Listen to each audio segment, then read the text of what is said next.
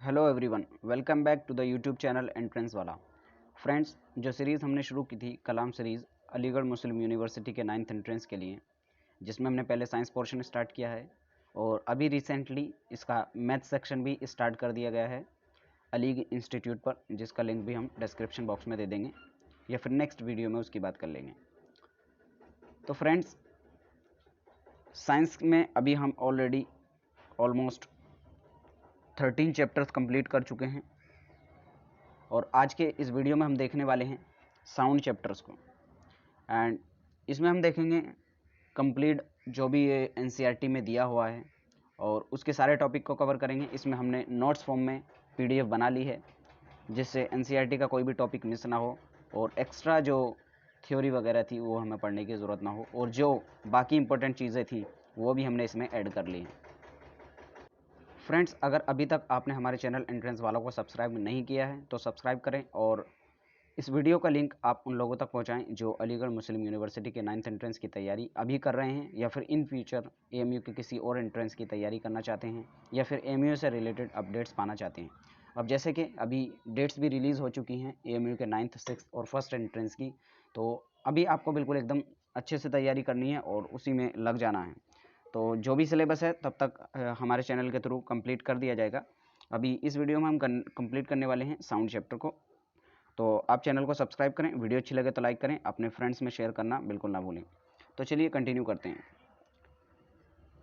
Sound sound plays an important role in our daily life. It helps to communicate with one another and express our self. तो यहाँ पर अभी हम पहले देख रहे हैं कि इसकी इंपॉर्टेंस क्या है, साउंड की, जो हमारी डेली लाइफ में हम इससे क्या फ़ायदा निकाल रहे हैं, हमें क्या फ़ायदा इससे हो रहा है। तो अब हम जानते हैं कि डेली लाइफ में हमें क्या होता है। साउंड जो है एक बहुत अहम रोल प्ले करती है। किस तरह से? क्योंकि साउंड ही है जिसके थ्रू हम एक दूसरे से कम्युनिकेट कर पाते हैं। कम्युनिकेट मतलब एक दूसरे से बातचीत कर पाते हैं। तो कम्युनिकेशन में हमारी हेल्प करता है साउंड, जिससे हम एक दूसरे से अपनी फीलिंग्स, हमारे आइडियाज़ उनको शेयर कर पाते हैं। The sound is a form of energy which produces a sensation of hearing to our ears. तो अगर कोई पूछे साउंड क्या है, तो साउंड क्या है, बेसिकली एक फॉर्म ऑफ एनर्जी है, यानी एक एनर्जी का ही फॉर्म है। जैसे एनर्जी के अलग अलग फॉर्म्स हो सकते हैं, जैसे हीट की फॉर्म में एनर्जी होती है एंड लाइट की फॉर्म में एनर्जी होती है। अगर कोई बॉडी हाइट पर रखी हुई है तो हम कहते हैं उसके अंदर पोटेंशियल एनर्जी हो। कोई बॉडी अगर मूव कर रही है तो उस पर हम कहते हैं कि काइनेटिक एनर्जी है। तो अलग अलग फॉर्म में एनर्जी किसी भी बॉडी के अंदर रखी हो सकती है। तो इसी तरह से साउंड भी क्या है, एक फॉर्म ऑफ एनर्जी है जो क्या प्रोड्यूस करती है, वो एक सेंसेशन प्रोड्यूस करती है कि हमें, हमारे कानों को, जिससे हमें कुछ सुनाई आता है। And it is always produced by a vibrating body. और ये आपको हमेशा याद रखना है कि कौन प्रोड्यूस करता है साउंड को, हमेशा कोई ना कोई वाइब्रेटिंग बॉडी ही प्रोड्यूस करेगी। कोई ऐसा नहीं हो सकता कभी भी कि बॉडी वाइब्रेट नहीं कर रही है और आपको साउंड प्रोड्यूस हो जाए। तो साउंड प्रोड्यूस करने के लिए कोई भी बॉडी हमेशा और हमेशा क्या करेगी, वाइब्रेट करेगी।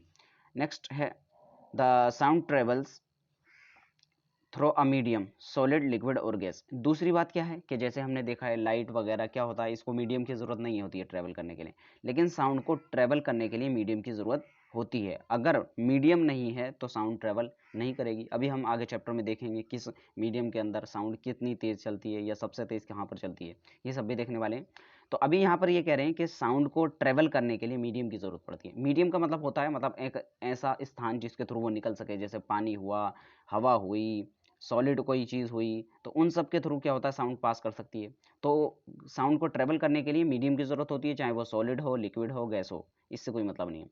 It can not B travel through the vacuum. और ये क्वेश्चन कई बार पूछा जा चुका है एमयू के 9th एंट्रेंस में। आपको याद रखना है कि साउंड कभी भी वैक्यूम से ट्रेवल नहीं कर सकती, क्योंकि इसको मीडियम की ज़रूरत होती है। और अगर वैक्यूम यानी खाली कर दिया सब कुछ, तब वहाँ पर साउंड ट्रेवल नहीं करेगी।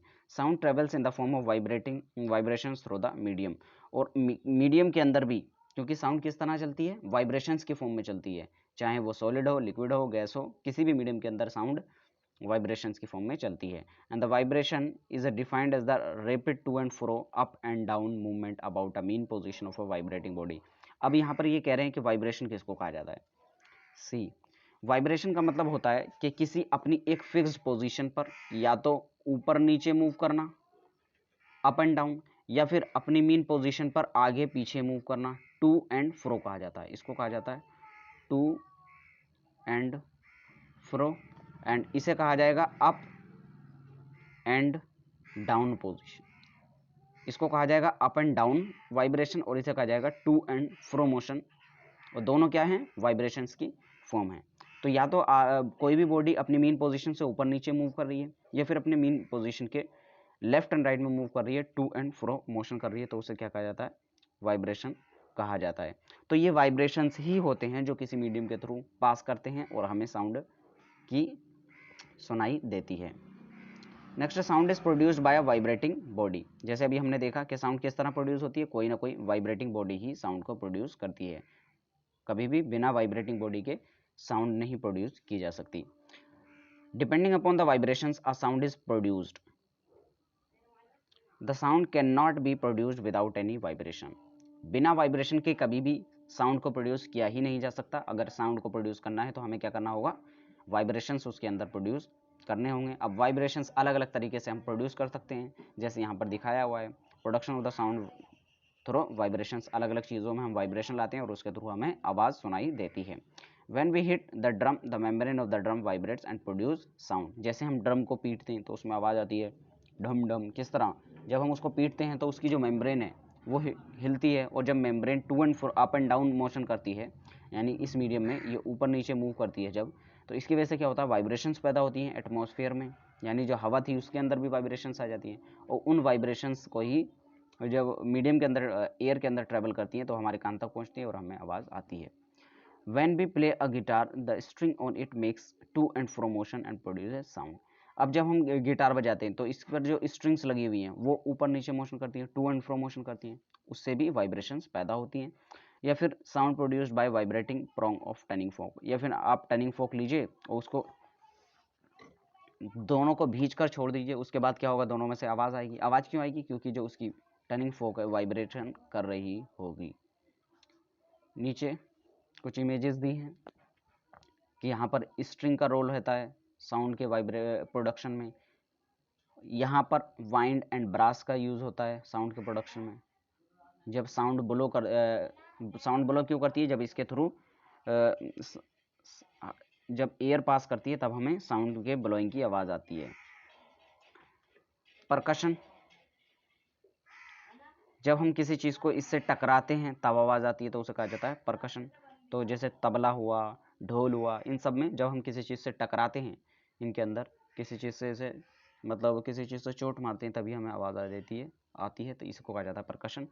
अगर वाइंड और ब्रास के थ्रू भी किस तरह आवाज़ आती है कुछ इंस्ट्रूमेंट में, जैसे बाजा हुआ, इनके अंदर क्या होता है, जैसे हम फूंक मारते हैं तो उससे आवाज़ आती है। अगला स्ट्रिंग के थ्रू, तो यही अलग अलग तरीके हो सकते हैं जिसके थ्रू वाइब्रेशन, लेकिन नेट कोज जो होगा साउंड का वो क्या होगा, वाइब्रेशन। अगर वाइब्रेशन प्रोड्यूस नहीं हो रहे हैं तो साउंड प्रोड्यूस नहीं होगी। Sound is produce by the voice box और द लैरिंग्स। तो साउंड किस तरह प्रोड्यूस होती है, वॉइस बॉक्स या फिर लैरिंग्स के थ्रू प्रोड्यूस होती है। साउंड किसी भी मैन के अंदर वॉइस बॉक्स या फिर लैरिंग्स, इसका अभी डायग्राम भी हम देखेंगे कि किस तरह कहाँ पर प्रेजेंट होता है। And it is at the upper end of the wind pipe. जो हमारा वाइंड पाइप होता है, यानी जो सांस लेने का पाइप है जिसके थ्रू एयर हमारी बॉडी के अंदर जाती है, तो उसके अपर पार्ट में ये प्रेजेंट होता है। जैसे आप अपने गले के नीचे देखेंगे एक एलिवेशंस के मतलब थोड़ी सी उठी हुई हड्डी टाइप की होगी, उसी को कहा जाता है वाइंड क्या कहा जाता है, उसी को लैरिंग्स कहा जाता है या फिर वॉइस बॉक्स कहा जाता है। अभी नीचे डायग्राम में दिखा देंगे। The two vocal cords are stretched across the voice box और the larynx in such a way that it is leaves a narrow slit between them for the passage of air। अब यहाँ पर ये कह रहे हैं कि जो दो वोकल कॉर्ड होते हैं वो स्ट्रेच किए जाते हैं, खींचते हैं, कहाँ पर, अक्रॉस द वॉइस बॉक्स और द लैरिंग्स। जो लैरिंग्स है या फिर वॉइस बॉक्स जिसको कहा जाता है, उसके अक्रॉस दो वोकल कॉर्ड्स हैं, जब उनको स्ट्रेच किया जाता है इस तरह कि उनके बीच में एक पतला स्पेस छूट जाता है, किस लिए, एयर के पासेज के लिए। और जैसे ही उनसे एयर पास करती है तो हमें आवाज़ सुनाई देती है। यानी अगर कोई लैरिंग्स बॉक्स मान लीजिए ये है, तो इसमें क्या होगा, दो वोकल कॉर्ड होंगे, एक इधर की तरफ एक इधर की तरफ, मतलब एक तो ये हो गया, दूसरा वोकल कॉर्ड ये हो गया। तो इनके बीच में एक पतला सा स्पेस छोड़ दिया जाता है। इस पतले से स्पेस के थ्रू ही जब एयर पास करती है तो हमें आवाज़ यानी वाइब्रेशंस प्रोड्यूस होती हैं। और वाइब्रेशंस का मतलब साउंड, जहाँ पर वाइब्रेशन होंगी वहाँ पर साउंड होगी। When the lungs force air through the slit, the vocal cords vibrate। अब यहीं पर बता रहे हैं कि जैसे ही लंग्स उनको पुश करता है एयर के लिए, तो वोकल कॉर्ड क्या करती है, वाइब्रेट करने लगती है एंड द प्रोड्यूसिंग साउंड, और जैसे ही वाइब्रेशंस प्रोड्यूस हुई हम कह सकते हैं कि साउंड प्रोड्यूस हो चुकी है। The muscles attached to the vocal cords can make the cords tight और लूज। अब जो मसल इस वोकल कॉर्ड से जुड़ी हुई होती हैं, जैसे हमने देखा, अगर मान लीजिए ये किसका डायग्राम है, लैरिंग्स का या वॉइस बॉक्स का, तो इसमें क्या होगा, दो वोकल कॉर्ड्स होंगे। तो दो वोकल कॉर्ड्स जो हैं ये इधर भी मसल से कनेक्ट होंगी और इधर भी मसल से कनेक्ट होंगी, बीच में स्पेस होगा जिसके थ्रू एयर पास करेगी। When the vocal cords are tight and thin, the type of quality or quality of voice is different from that we when they are loose and thick। यानी अगर जो vocal cords हैं अगर वो tight हैं और अगर एक टाइम पर दूसरे टाइम पर वो कैसे हैं, लूज हैं, तो दोनों टाइम पर जो आवाज़ हमको आएगी वो अलग अलग आएगी। तो अभी जो नेक्स्ट टॉपिक है वो है, यहाँ पर स्ट्रक्चर इन्होंने दिखाया है लैरिंग्स का। जैसे ये वोकल कॉर्ड्स हैं, ये पूरा स्ट्रक्चर किसका है, लैरिंग्स का, जो ह्यूमन के अंदर है। दूसरा ये है वोकल कॉर्ड, और इसके बीच में जो स्पेस है, यहाँ से जब एयर पास करती है तब हमें क्या होता है, वाइब्रेशन सुनाई देती हैं और वाइब्रेशन से ही आवाज़ आती है।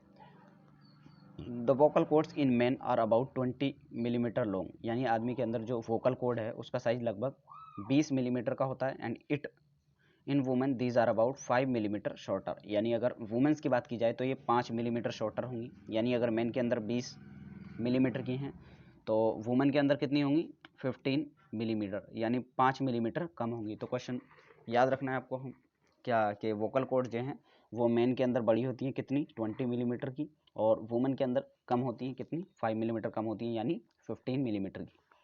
Children on the other hand have very short vocal cords, hence the voice of man and women and children are different. अब यही वजह होती है कि एक किसी बच्चे की और आदमी की और औरत की जो आवाज़ है, मैन वुमेन चाइल्ड की जो आवाज़ है वो डिफरेंट होती है, क्योंकि जो इनका साइज़ है लैरिंग्स का या वॉइस बॉक्स का जो साइज़ है वो तीनों के अंदर अलग अलग है, और साइज़ ही डिटरमाइन कर रहा है कि कितनी वाइब्रेशंस प्रोड्यूस होनी है, और वाइब्रेशंस डिटरमाइन करती हैं कि कितनी साउंड प्रोड्यूस होनी है। नेक्स्ट है sound needs a medium for the propagation. जैसे हम ऑलरेडी पहले ही देख चुके हैं क्या, कि साउंड को ट्रेवल करने के लिए मीडियम की ज़रूरत पड़ती ही पड़ती है, बिना मीडियम के साउंड ट्रेवल नहीं कर सकती। पहला पॉइंट है, the sound always requires a medium to travel from the source of its production to the receiver end, यानी हमेशा मीडियम की ज़रूरत होती है जहाँ से वाइब्रेशंस पैदा हो रही हैं और जहाँ तक आदमी को सुनने वाला है, उन दोनों के बीच में मीडियम होना ही होना ज़रूरी है, तभी हमें आवाज़ आए। जैसे मान लीजिए यहाँ पर मॉलिक्यूल्स कुछ वाइब्रेट कर रहे हैं और यहाँ पर कोई रिसीवर मैन खड़ा हुआ है, सही, तो इन दोनों के बीच में यहाँ से लेके यहाँ तक कोई ना कोई मीडियम होना चाहिए, जिससे कि वाइब्रेशन अगर प्रोड्यूस हुई है तो वो यहाँ तक वाइब्रेशन पहुँच सके इसके कान तक, तभी तो ये मैन सुन पाएगा कि हाँ उसने क्या बोला है। तो दोनों के बीच में मीडियम होना चाहिए, क्योंकि वाइब्रेशंस को चलने के लिए मीडियम की ज़रूरत होती है। And the sound can not travel through the vacuum, ये पॉइंट आपको याद रखना है। And the sound needs the vibration of the molecules to travel, और साउंड को जो है मॉलिक्यूल्स के वाइब्रेशन की ज़रूरत होती है ट्रेवल करने के लिए। किस तरह, अब कोई कहे आपसे कि आपने कहा सबसे पहले कि साउंड को ट्रैवल करने के लिए मीडियम की ज़रूरत होती है, अगर मीडियम नहीं है यानी वैक्यूम है तो साउंड ट्रैवल नहीं करेगी। तो उसका रीज़न क्या है, रीज़न सबसे बड़ा ये है कि जो वाइब्रेशंस है ना, हमने कहा साउंड क्यों प्रोड्यूस हो रही है, ये साउंड क्यों है, वो है वाइब्रेशंस की वजह से। और वाइब्रेशन क्यों होते हैं, क्योंकि जो मॉलिक्यूल है, मान लीजिए एयर है ये, तो एयर के अंदर वाइब्रेशंस कब पैदा होते हैं, जैसे भी हमने बहुत सारे तरीके देखे थे वाइब्रेशंस के, हवा के थ्रू एंड प्रेशर के थ्रू। उसके बाद हमने देखा कि अगर किसी चीज़ से हम दूसरी चीज़ को टक्कर मार रहे हैं तब, यानी कहीं ना कहीं जो मीन पोजीशन के अक्रॉस अगर वाइब्रेशन हो रहे हैं, टू एंड फ्रो मोशन हो रहा है, यानी अगर ये मॉलिक्यूल हम देख रहे हैं, कौन सा, मान लीजिए ये वाला मॉलिक्यूल हम देख रहे हैं, तो जब ये वाला मॉलिक्यूल आगे की तरफ मूव करेगा, फिर थोड़ी देर पीछे की तरफ मूव करेगा, यानी इस डायरेक्शन में मूव करेगा, यानी अपनी मेन पोजीशन के अक्रॉस ये अलग अलग डायरेक्शन में जैसे जैसे मूव करेगा। कोई ये मॉलिक्यूल है, ये मॉलिक्यूल है, ये मॉलिक्यूल है, ये मॉलिक्यूल है, ये मॉलिक्यूल है, यानी एयर में बहुत सारे मॉलिक्यूल्स प्रेजेंट हैं।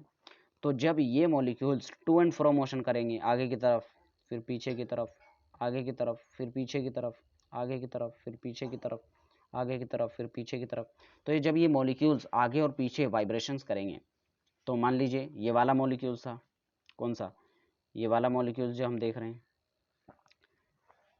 तो मान लीजिए इसने आगे वाइब्रेशन किया, पहले आगे वाइब्रेशन किया, ठीक है। तो इसका जो दूसरा मॉलिक्यूल, कोई ना कोई यहाँ पर भी तो मॉलिक्यूल प्रेजेंट होगा, तो इस मॉलिक्यूल क्या होगा, धक्का लगेगा। अब इस मॉलिक्यूल को जब धक्का लगेगा तो ये भी आगे मूव करेगा। तो इससे क्या होगा, यहाँ पर तो जो प्रेजेंट था ये, इस जगह पर जहाँ पर ये प्रेजेंट था, यहाँ पर खाली जगह रह जाएगी वैक्यूम, क्योंकि ये तो आगे ट्रेवल कर चुका है और जो आगे वाला है वो और आगे पहुँच चुका है। तो इससे क्या होगा, यहाँ पर कुछ एम्प्टी स्पेस हो जाएगा और यहाँ पर थोड़े घना स्पेस हो जाएगा, यानी डेंसिटी बढ़ जाएगी, क्योंकि यहाँ पर कम जगह में दो पार्टिकल आ गए, पीछे से भी एक आ गया और उसकी जगह क्या हो गई, खाली हो गई। तो यहाँ पर कहीं ना कहीं कंप्रेशन, रीरिफ्रैक्शन पैदा हो जाता है। कंप्रेशन कहाँ पर, जहाँ पर प्रेशर ज़्यादा होता है, तो जहाँ पर मॉलिक्यूल ज़्यादा है वहाँ प्रेशर ज़्यादा, यानी कंप्रेशन हो जाता है, और दूसरी जगह रेरिफेक्शन हो जाता है। रेरिफेक्शन का मतलब क्या होता है, खाली जगह आ जाएगी यहाँ पर। तो इसी तरह से जो वाइब्रेशंस हैं वो चलती हैं। तो वाइब्रेशंस को प्रोड्यूस होने के लिए मॉलिक्यूल्स की ज़रूरत होती है, और मॉलिक्यूल कहाँ पर प्रेजेंट होंगे, मीडियम के अंदर, चाहे वो लिक्विड हो, गैस हो या फिर सॉलिड हो। तो कहीं ना कहीं अगर मॉलिक्यूल्स प्रेजेंट है तब क्या होगा, वाइब्रेशंस प्रोड्यूस हो सकती हैं, और वाइब्रेशन से ही साउंड प्रोड्यूस हो सकती है। तो solid, liquid and gas all have molecules present in them which allow the propagation of sound. यानी सॉलिड, लिक्विड, गैस सभी के पास कहीं ना कहीं क्या होता है, मॉलिक्यूल्स प्रेजेंट होते हैं, और इन मॉलिक्यूल्स के थ्रू ही वाइब्रेशंस प्रोड्यूस होती हैं, और अगर वाइब्रेशन प्रोड्यूस होंगी तो साउंड प्रोड्यूस हो जाएगी। And these molecules of the particles in solid, liquid, gas are picked in varied ways. यानी इन्हीं मॉलिक्यूल्स के थ्रू जो है, सॉलिड, लिक्विड और गैस के अंदर जो मॉलिक्यूल्स हैं ये अलग अलग तरीके से पैक्ड होते हैं, और इन्हीं के थ्रू वाइब्रेशंस पैदा होती हैं और साउंड प्रोड्यूस होती है। And the solids have tightly packed particles in them and hence they allow fast propagation of sound through them as the vibrations can be carried out easily from one particle to another. अब कोई बात करें कि सबसे अच्छी sound कहाँ पर travel करती है, तो सबसे अच्छी और फास्टेस्ट जो ट्रैवल करती है वो करती है सॉलिड मीडियम के अंदर। अब सॉलिड मीडियम के अंदर क्यों ट्रैवल करती है, इसका मेन रीज़न ये है कि सॉलिड के अंदर जो मॉलिक्यूल्स हैं वो काफ़ी पास पास जुड़े हुए हैं। यानी अगर कोई सॉलिड का आप स्ट्रक्चर को बड़ा करके देखेंगे तो वो कुछ इस तरह का आपको नज़र आएगा कि वो एक मॉलिक्यूल से दूसरा मॉलिक्यूल मिला हुआ, एक मॉलिक्यूल से दूसरा मॉलिक्यूल मिला हुआ।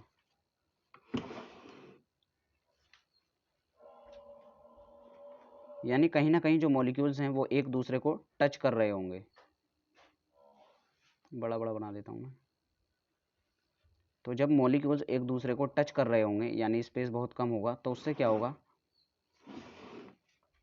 उससे क्या होगा कि जो वाइब्रेशंस हैं वो, मान लीजिए इस पार्टिकल को आपने धक्का दिया तो ये वाला पार्टिकल जल्दी से इस पार्टिकल को धक्का देगा, फिर ये वाला इस वाले पार्टिकल को धक्का देगा, क्योंकि पास पास में पार्टिकल्स हैं तो वाइब्रेशन जल्दी पैदा होंगे, और जल्दी जल्दी वाइब्रेशन जैसे ही पैदा होंगे तो साउंड भी जल्दी जल्दी प्रोड्यूस होगी, यानी स्पीड आपको ज़्यादा सुनाई देगी।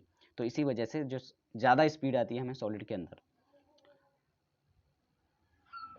Liquid have slightly loose packed particle, hence it takes a little more time for the sound to travel through the liquid। और क्योंकि लिक्विड के अंदर जो पार्टिकल है वो कम डेंसली पैक्ड होते हैं, यानी डेंसिटी इतनी ज़्यादा नहीं होती है, इतने एक दूसरे से मिले हुए नहीं होते, तो इस वजह से वाइब्रेशन आराम से पास करती हैं और साउंड भी थोड़ी कम स्पीड में पास करती है। अब गैसेस के अंदर क्या होता है, पार्टिकल्स तो बहुत बहुत दूर होते हैं। अब पार्टिकल जब बहुत ज़्यादा दूर होते हैं एक दूसरे से, तो उसी वजह से क्या होता है, जो साउंड है वो भी काफ़ी कम स्पीड में उनके अंदर चलती है। We hear sound through our ears, यानी हम जो आवाज़ सुनते हैं वो कहाँ से सुनते हैं, अपने कानों से सुनते हैं। तो अभी हम कान के जो पार्ट्स हैं अलग अलग उनको पढ़ने वाले हैं, और इसमें जो मेन मेन टॉपिक्स हैं जहाँ से क्वेश्चन पूछे जाते हैं उनको भी देखने वाले हैं। The sound travel in the form of waves of vibrations vibrating air molecules when these waves reach us our ears we hear a sound। यानी कि जैसे ही वाइब्रेशंस पैदा होती हैं एनवायरनमेंट में, क्यों, क्योंकि मॉलिक्यूल्स वाइब्रेट करते हैं, उन मॉलिक्यूल्स के वाइब्रेट करने की वजह से वाइब्रेशंस एनवायरनमेंट में आती हैं, एनवायरनमेंट से जब वो हमारे कान के टिम्पेनिक मेम्ब्रेन तक पहुंचती हैं तब हमें साउंड प्रोड्यूस देती है। तो हमारा जो कान है, ईयर है, उसे तीन पार्ट्स में हमने डिवाइड कर लिया है anatomically, outer ear, middle ear and inner ear, यानी बाहरी और बीच का और अंदर वाला। तो आउटर ईयर की बात करी जाए तो ये किसका बना होता है, पिन्ना का बना होता है।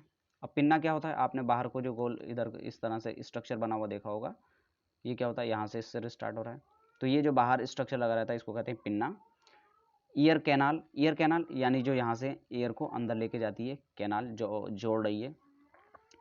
And the ear drum, ear drum को ही हम क्या कहते हैं, टिम्पेनिक मेम्ब्रेन भी कहते हैं, ये आपको याद रखना है। ईयर ड्रम किसको कहते हैं, टिम्पेनिक मेम्ब्रेन को।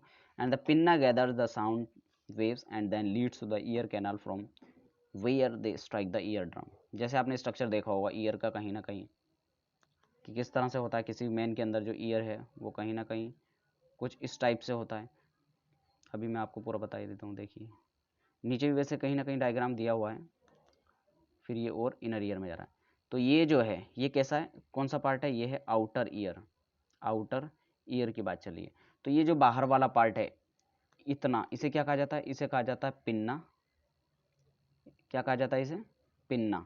पिन्ना का काम क्या होता है, ईयर वाइब्रेशन, जो साउंड वाइब्रेशंस हैं ईयर के अंदर, वाइब्रेशंस को कलेक्ट करना, वाइब्रेशंस को कलेक्ट करना किसका काम होता है, ये जो बाहर वाला पार्ट है पिन्ना का। अब पिन्ना वाइब्रेशंस को कलेक्ट करने के बाद क्या करता है, अंदर की तरफ भेजता है। अब जैसे ही अंदर जाती है फिर ये और अंदर जाती है। इसको क्या कहा जाता है, इस पार्ट को कहा जाता है ईयर कैनाल। इस पार्ट को क्या कहा जाता है, ईयर कैनाल। ईयर कैनाल के थ्रू जब ये पास करती है तो यहाँ पर एक मेम्ब्रेन होती है, ये मेम्ब्रेन आपको दिख रही है। तो इस मेम्ब्रेन से वाइब्रेशंस टकराती हैं, और जब इस मेम्ब्रेन से वाइब्रेशंस टकराती हैं तो क्या होता है, इस मेम्ब्रेन के अंदर भी वाइब्रेशन आ जाती है। उस मेम्ब्रेन को क्या कहा जाता है, इसे ईयर ड्रम या फिर टिम्पैनिक मेम्ब्रेन कहा जाता है, ये याद रखना है। तो ये जो मेम्ब्रेन है जब इससे वाइब्रेशंस टकराती हैं तो ईयर ड्रम या फिर टिम्पैनिक मेम्ब्रेन में भी वाइब्रेशन पैदा होती हैं, और उसी से वो वाइब्रेशन हमारे माइंड तक जाती हैं और हम आवाज़ को सुन पाते हैं। तो यहाँ पर हमारा आउटर ईयर कंप्लीट होता है। फिर आता है middle ear. The vibrations from the ear drum are transmitted to 3 closely packed bones called the hammer anvil stirrup. ये आपको तीनों बोन्स के नाम याद रखने। तो मिडल ईयर में सबसे इंपॉर्टेंट चीज़ क्या है कि इसके पास 3 बहुत ही इंपॉर्टेंट बोन्स हैं, जिन्हें क्या कहा जाता है, इन बोन्स को, क्योंकि इनका काम होता है जो साउंड है उसकी इंटेंसिटी को बढ़ाना, तो इन्हें इंटेंसीफायर भी कहा जाता है, क्योंकि जो इंटेंसिटी है साउंड की उसको बढ़ा देते हैं। तो जो कम वाइब्रेशंस थी यानी उनको तेज़ तेज़ बना देते हैं ताकि वो हमारे माइंड तक पहुंच सके।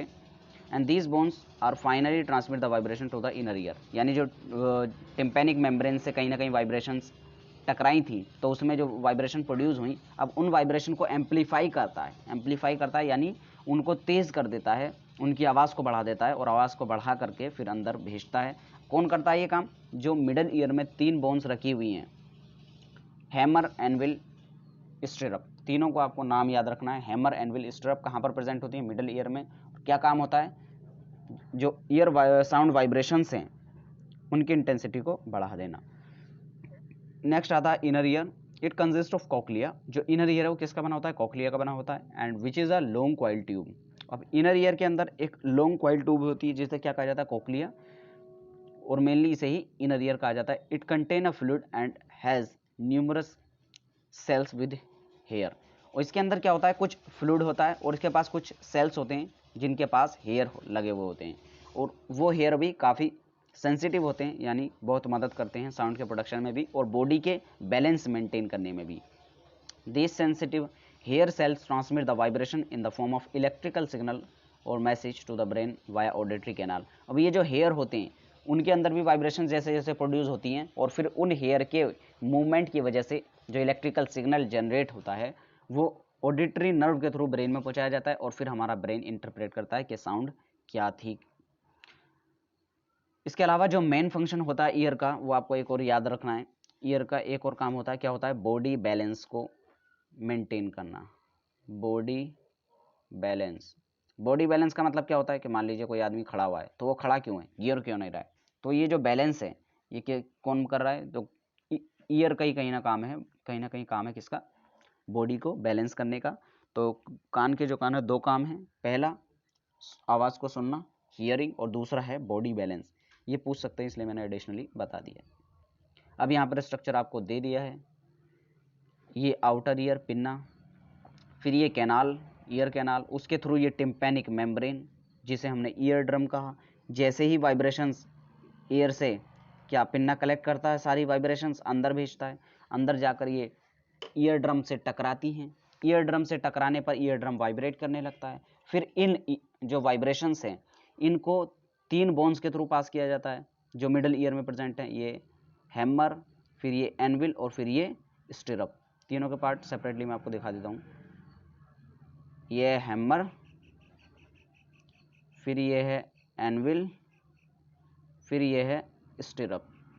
तो ये तीनों बोन से जैसे ही पास करती हैं, यानी मिडल ईयर से जैसे ही पास करती हैं, फिर ये अंदर पहुंच जाती हैं, जो इनर ईयर कहलाता है, जिसमें कॉइल्ड पार्ट आपको दिख रहा होगा, ये क्या है, कोक्लिया। अब कोक्लिया के अंदर बहुत सारे सेल्स होते हैं, उस पर हेयर प्रेजेंट होते हैं। अब जैसे ही यहाँ से ये वाइब्रेशन अंदर जाती हैं तो वो हेयर वाइब्रेट करने लगते हैं, और उन हेयर के वाइब्रेट करने की वजह से जो नर्व उनसे अटैच्ड हैं वो क्या करती हैं, इलेक्ट्रिकल सिग्नल जनरेट करती हैं और हमारे ब्रेन तक पहुँचाती हैं, और हमारा ब्रेन उसको इंटरप्रेट करता है। अब कुछ टर्म्स हैं जो रिलेटेड हैं साउंड, जो एक वेव है, जैसे हमने देखा कि साउंड जो है किस तरह चल रहा है, वेव की फॉर्म में चल रहा है, तो उस के रिलेशन में कुछ काफ़ी इंपॉर्टेंट चीज़ें हैं वो आपको याद रखनी है। क्या, frequency, time period, amplitude of a sound, यानी जो साउंड है उसकी फ्रीक्वेंसी क्या होती है, टाइम पीरियड क्या होता है और एम्पलीट्यूड क्या होता है। जैसे हमने देखा to and fro motion of an object is called vibration of the oscillation. जैसे किसी भी चीज़ का आगे पीछे मूव करना या फिर ऊपर नीचे मूव करना क्या कहलाता है, ओसिलेशन कहलाता है, या फिर उसी को वाइब्रेशन कहा जाता है। And this motion is called oscillatory motion. और इस टाइप के मोशन जिसमें टू एंड फ्रो मोशन हो रहा होता है उसे क्या कहते हैं, ओसिलेटरी मोशन कहते हैं। तो पहली टर्म है वो है frequency. The number of oscillation of the vibrations per second made by the vibrating body is called frequency. तो अगर फ्रीक्वेंसी की बात की जाए तो एक सेकंड के अंदर कितनी ऑसिलेशन या वाइब्रेशंस प्रोड्यूस किए किसी बॉडी ने, उसे कहा जाता है फ्रीक्वेंसी।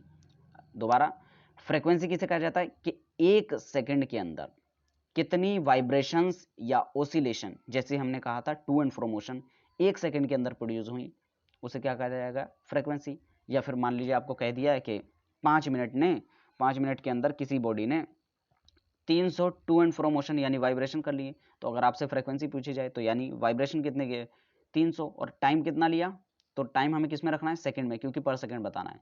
तो 5 मिनट के कितने हो गए, 300 सेकंड हो गए,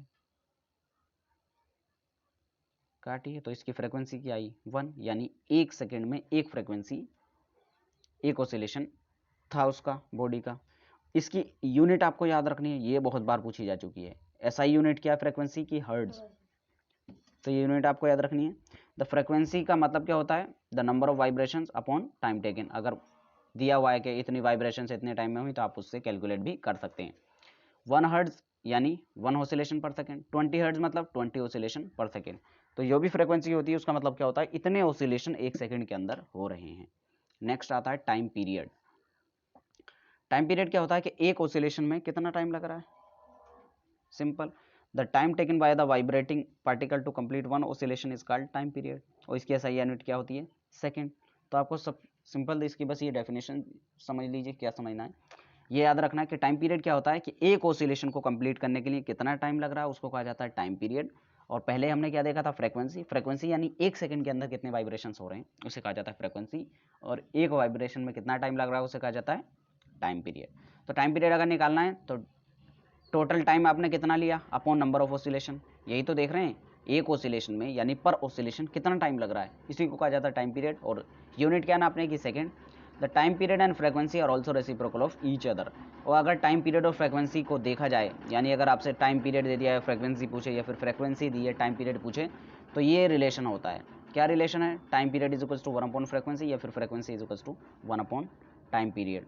तो मान लीजिए आपको क्वेश्चन दे दिया है कि फ्रीक्वेंसी है किसी बॉडी की 20, फ्रीक्वेंसी कितनी है 20, टाइम पीरियड बताइए, तो टाइम पीरियड क्या हो जाएगा, 1 अपॉन फ्रीक्वेंसी यानी 1 अपॉन 20 इज इक्वल्स टू 0.05। तो ये होगा इसका टाइम पीरियड, यानी 0.05 सेकंड में इसको एक ऑसिलेशन 0.05 सेकंड में कंप्लीट कर रहा है।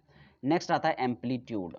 एम्पलीट्यूड का क्या मतलब होता है, एम्पलीट्यूड का मतलब होता है maximum displacement of a vibrating particle from its mean position is called the amplitude of the vibrating vibration. जैसे मैंने आपसे क्या कहा था कि वाइब्रेशन दो तरह से हो रहा है, बेसिकली तो एक ही तरह से हो रहा है, क्या, टू एंड फ्रो मोशन। अब वो दो तरह से हो सकता है, या तो ऊपर नीचे वाइब्रेशन, या फिर आगे पीछे वाइब्रेशन, आगे पीछे वाइब्रेशन। तो इस तरह से जो टू एंड फ्रो मोशन हो रहा है उसको क्या कहा हमने, वाइब्रेशन। अब जैसे मान लीजिए आपने क्या किया, किसी रस्सी को यहाँ पर बांध लिया, या फिर गिटार के अंदर जो स्ट्रिंग होती है उसको आपने बांध दिया, ठीक। और इसको आपने पुल किया नीचे की तरफ, तो ये नीचे आएगी। तो मान लीजिए ये डिस्टॉर्ट होकर यहाँ तक ऐसे हो गई, और फिर जैसे ही आप छोड़ेंगे ये क्या करेगी, यहाँ अपने वापस मीन पोजीशन पर जाएगी और फिर ऊपर की तरफ जाएगी, इस तरह से हो जाएगी।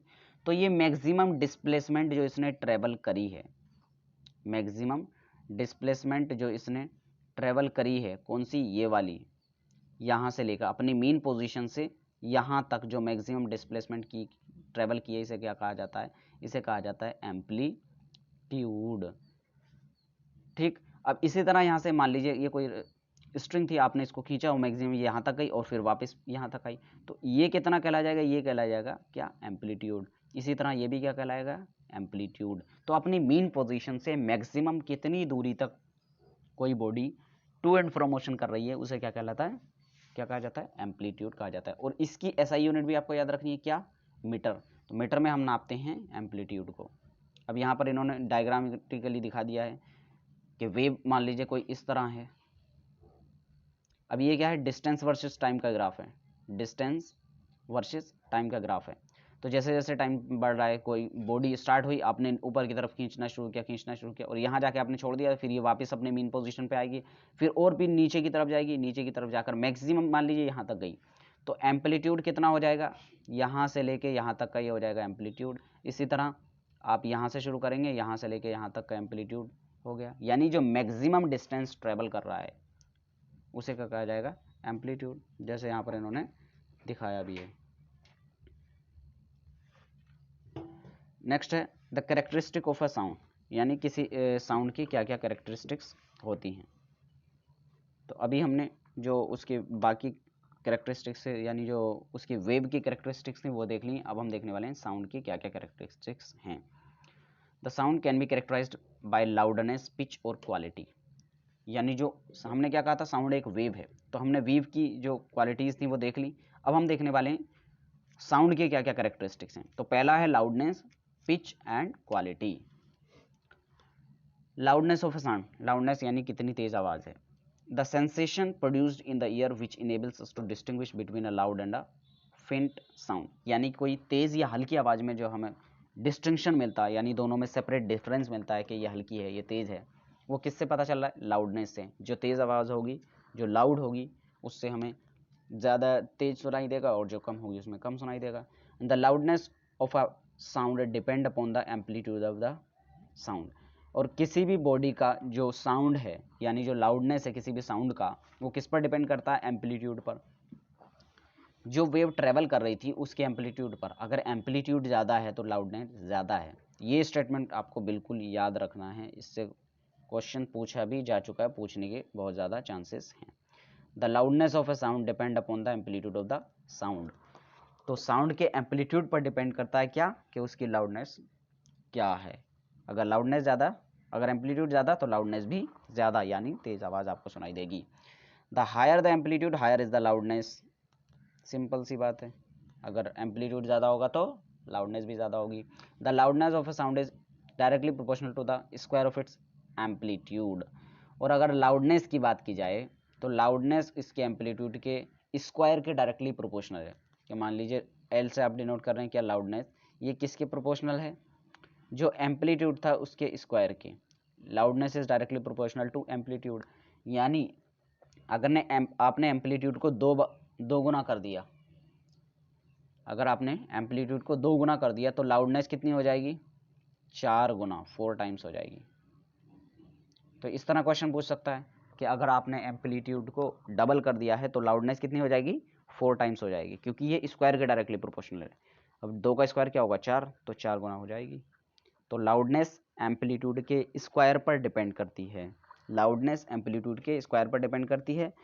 अगर आपने एम्पलीट्यूड को डबल कर दिया तो लाउडनेस 4 गुना हो जाएगी, और अगर एम्पलीट्यूड को आधा कर दिया तो लाउडनेस 4 गुना कम हो जाएगी, ये याद रखना है। नेक्स्ट आता है एसआई यूनिट क्या है लाउडनेस की। The SI unit for measuring loudness of a sound is decibel dB. अब सिंबल भी इसका आपको याद रखना है, ऐसा नहीं है इस तरह से ऑप्शन दे दे कैपिटल डी फिर बी, ये नहीं है। तो क्या है इसकी जो यूनिट है वो है स्मॉल डी कैपिटल बी, यानी डेसिबल। डेसिबल इसकी यूनिट है नापने की। यहाँ पर क्या हाई एम्पलीट्यूड है तो लाउड साउंड, यहाँ पर एम्पलीट्यूड कम है तो हल्की आवाज, फीबल साउंड होगी ये, फीबल। नेक्स्ट जो क्वालिटी है, कैरेक्टरिस्टिक है, वो है पिच।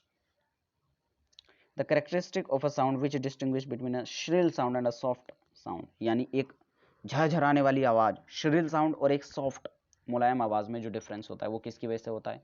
पिच की वजह से। अभी हमने देखा लाउडनेस किसकी वजह से थी? एम्पलीट्यूड की वजह से। अगर लाउडनेस एम्पलीट्यूड ज़्यादा है तो लाउडनेस ज़्यादा होगी। अब जो नेक्स्ट प्रॉपर्टी है वो है पिच की। अब ये जो श्रिलनेस और सॉफ्टनेस है किसी भी साउंड की, वो डिस्टिंग्विश करती है क्या? पिच के थ्रू। यानी कितनी शांत आवाज़ होगी, कितनी मुलायम आवाज़ होगी, वो डिपेंड करेगी पिच पर। The pitch of a sound depend upon the frequency of a sound wave. और अगर पिच की बात की जाए, पिच किस पर डिपेंड करेगी? फ्रिक्वेंसी पर। तो ये सॉफ्टनेस या फिर श्रिलनेस किसी भी साउंड की, वो डायरेक्टली और इनडायरेक्टली फ्रिक्वेंसी पर डिपेंड करेगी। अगर ज़्यादा फ्रिक्वेंसी यानी पिच ज़्यादा, और पिच ज़्यादा तो सॉफ्ट साउंड। ये आपको रिलेशन याद रखना होगा, अभी आगे बताऊँ। Higher the frequency of vibration, higher is pitch and shriller is the sound. यानी फ्रिक्वेंसी जितनी ज़्यादा, पिच उतनी ज़्यादा, और श्रिल यानी बिल्कुल शांत आवाज़ इतनी ज़्यादा उस टाइम पर आपको देखने को मिलेगी। लो फ्रिक्वेंसी, हाई फ्रिक्वेंसी, अगर ज़्यादा टर्न्स प्रोड्यूस हो रहे हैं बहुत कम टाइम में। अब ये जो लाइन दिख रही है, ये मेन लाइन डिटरमाइन करती है टाइम। अब यहाँ पर भी बराबर टाइम है, यहाँ पर भी बराबर टाइम है, लेकिन यहाँ पर कितने चक्कर लगाए? पहला, दूसरा, यानी 2 ऑसिलेशन किए यहाँ पर सिर्फ। और यहाँ पर पहला, दूसरा, तीसरा, चौथा, पांचवा, छठा, सातवां, आठवां, नौवां, 10वां। यहाँ पर कितने कर दिए? 10। तो यहाँ पर फ्रिक्वेंसी ज़्यादा है तो यहाँ पर पिच भी ज़्यादा हुई। अब women's voice generally has a high pitch than a men's voice. यहाँ पर कह रहे हैं कि जो वुमेन की वॉइस होती है तो उनकी पिच बहुत ज़्यादा होती है। ये क्वेश्चन आपको याद रखना, ये भी पूछा जा चुका है। तो वुमेन के अंदर क्या होता है? पिच ज़्यादा होती है, and this is because the frequency of women voice is higher. और इसी वजह से जो वुमेन्स की वॉइस होती है उसकी पिच बहुत ज़्यादा होती है। A bird makes a high pitched sound whereas a lion makes a low pitched roar। यानी अगर आप किसी चिड़िया, बर्ड और एक शेर की दहाड़ को देखें तो उन दोनों में फ़र्क क्या है? जो बर्ड प्रोड्यूस करती है उसकी पिच बहुत ज़्यादा होती है, फ्रिक्वेंसी बहुत ज़्यादा होती है, लेकिन एम्पलीट्यूड कम होता है। और जबकि लायन को देखा जाए तो उसकी जो पिच है वो बहुत कम होती है, लेकिन एम्पलीट्यूड ज़्यादा होता है। However the roar of a lion is very loud while the sound of a bird is quite feeble. क्योंकि लाउडनेस किस पर डिपेंड करती है? वो डिपेंड करती है एम्पलीट्यूड पर। नेक्स्ट है द क्वालिटी ऑफ साउंड, यानी साउंड की क्वालिटी क्या है? The characteristic which enables us to distinguish between musical notes emitted by the different musical instrument or the voice even though they have the same pitch and loudness। ये कह रहे हैं कि एक साउंड की भी प्रॉपर्टी होती है कि अगर आप सेम पिच और सेम एम्पलीट्यूड की अलग अलग इंस्ट्रूमेंट से वाइब्रेशंस प्रोड्यूस करते हैं तब भी आपको आवाज़ अलग अलग सुनाई देगी। तो ये कैरेक्टरिस्टिक होती है जो साउंड के अंदर होती है।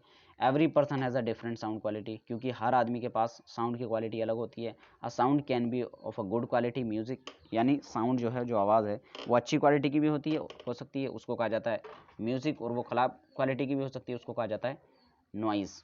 नेक्स्ट आता है ऑडिबल एंड इनऑडिबल साउंड। इससे भी बहुत ज़्यादा क्वेश्चन पूछा जाता है, डायरेक्ट पूछ लेता है क्वेश्चन, तो ये आपको याद रखना है, काफ़ी इंपॉर्टेंट टॉपिक आने वाला है। क्या है audible and inaudible sounds? The sounds that can be heard by human ears are called audible sound. ऐसी आवाज़ जिसको हम सुन सकते हैं उन्हें क्या कहा जाता है? ऑडिबल। वर्ड से ही पता चल रहा है। And the range of Audible sound is 20 to 20,000, या फिर 20 से 20K हर्ट्ज है। के का मतलब होता है 1000, तो 1000 से मल्टीप्लाई करेंगे तो 20,000 हो जाएगा already.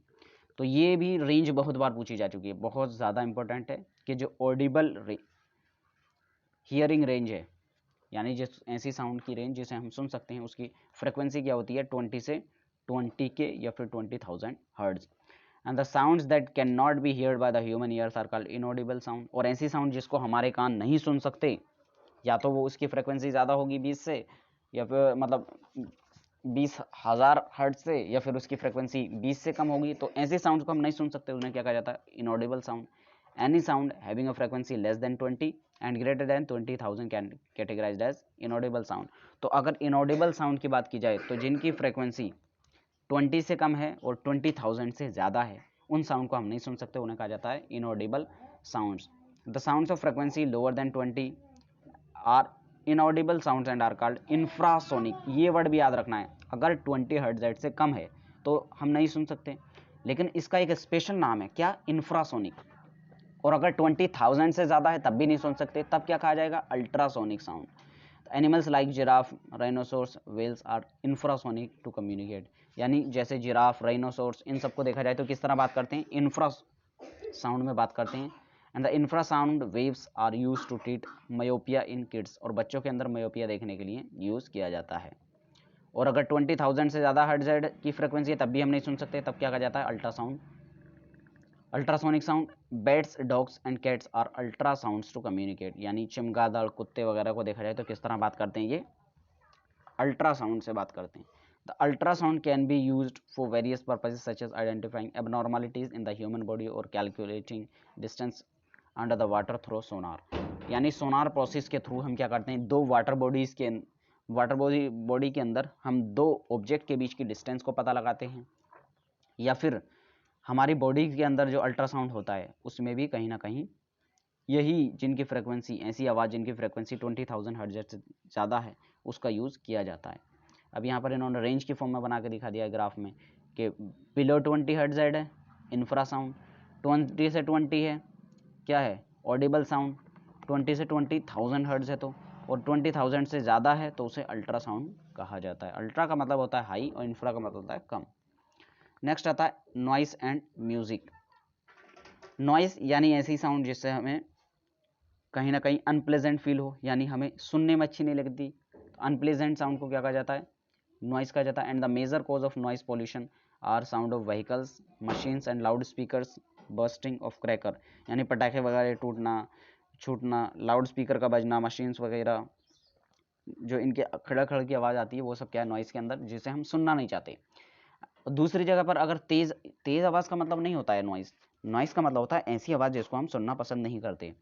Music, the sound which is pleasant to the human ears. यानी ऐसी आवाज़ जिसे हम सुनना पसंद करते हैं उसे क्या कहता है? Music. The sounds produced by the tuning fork, violin, flute, piano. यानी ये म्यूजिकल इंस्ट्रूमेंट जो होते हैं, गिटार वगैरह, इन सब से जो आवाज़ आती है वो क्या होती है? म्यूजिक के अंदर काउंट होती है. नेक्स्ट है कुछ इसके इफेक्ट्स. क्या है पहला इफेक्ट? Noise pollution.